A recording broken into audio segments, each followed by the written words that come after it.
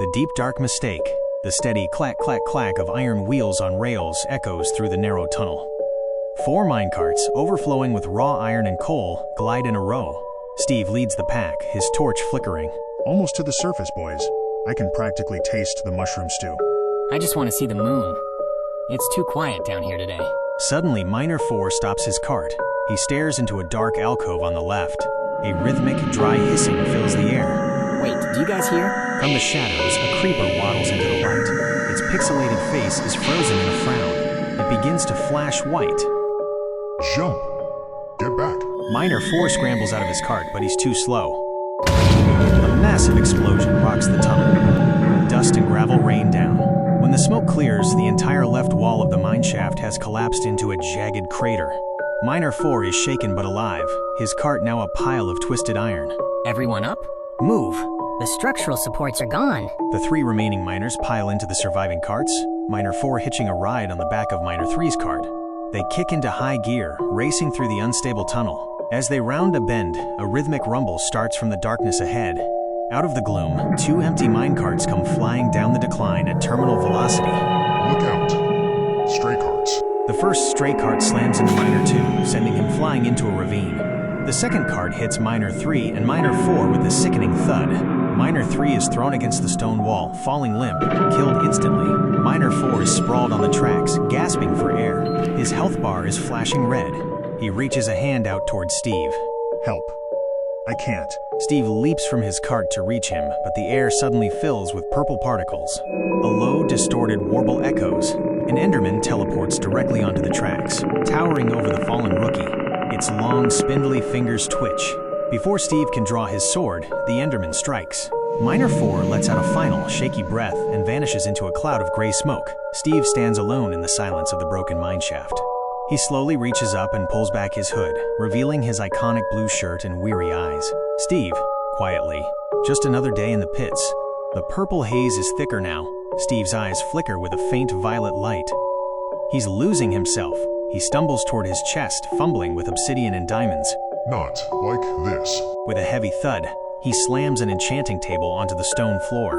The floating book snaps open, its pages fluttering wildly in a spectral wind. Steve yanks out his diamond sword. Steve presses the blade against the table. Lapis lazuli glows. Runes fly from the shelves, soaking into the steel. The sword erupts in a shimmering, magical glow. Back off. Steve lunges. He swings the sword in a wide, shimmering arc at the Enderman. The Enderman teleports a mere inch away from the blade. Steve swings again. Left. Right. A flurry of blue steel. But the Enderman isn't just dodging. It's glitching. It moves like a broken record, always appearing exactly where the sword isn't. Why won't you hit? The Enderman lets out a distorted, ear-piercing scream. It leans forward, its jaw unhinging unnaturally wide. Steve's vision blurs.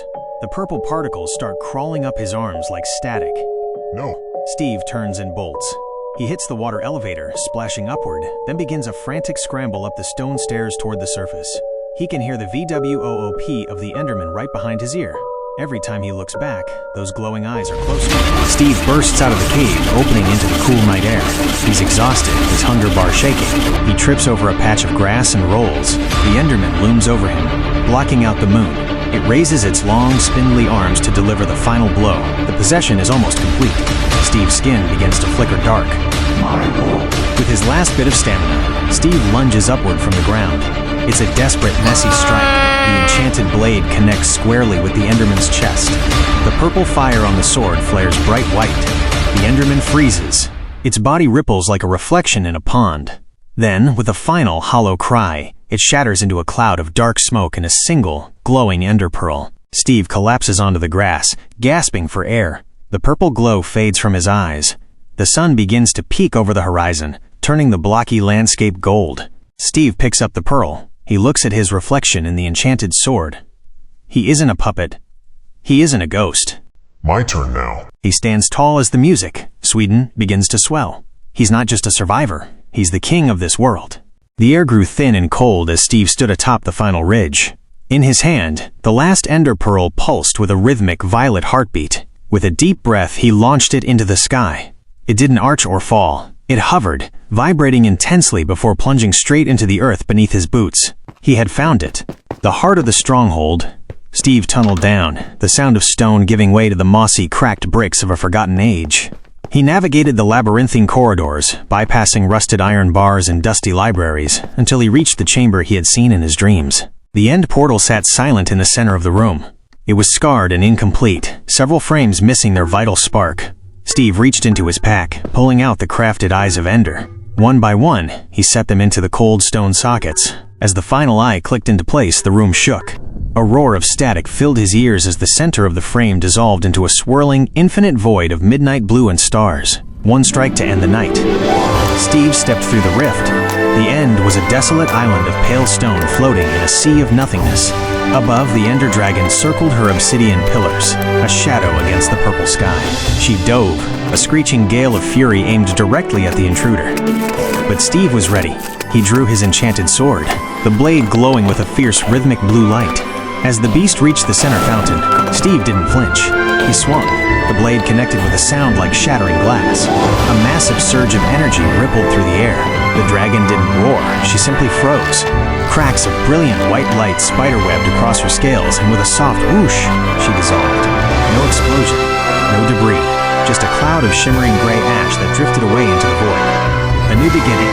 Steve stepped back through the exit portal, the credits of his journey fading from his mind as he felt the warmth of the sun on his face once more. He was back in the overworld, but the silence of his long journey finally felt ready to be broken. Walking toward his familiar hillside home, he noticed something different. Smoke was rising from a small campfire near the river. Standing there, adjusting a backpack, was a girl in a green tunic with bright orange hair. Hello. Steve called out, his voice steady for the first time in years.